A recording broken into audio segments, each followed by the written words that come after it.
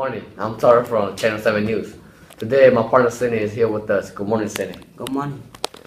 This is an officer who arrests innocent who believe in different religion. Yeah, the officer is violating his First Amendment right now, so he's gonna tell us about it.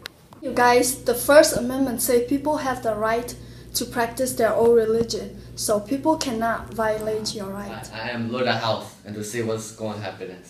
Hi, Loda. What else happened yesterday? Yesterday I was on my way to church, and when I got out of my car, I saw the police officer come to me and told me I can't practice my own religion, and I'm against it, so he arrested me. So how do you feel about your rights of the Fourth Amendment? I'm going to get a lawyer and fight this and press charges against him for violating my rights. Okay, thank you for being here telling your story about it. See you next time on Channel 7 News. Goodbye.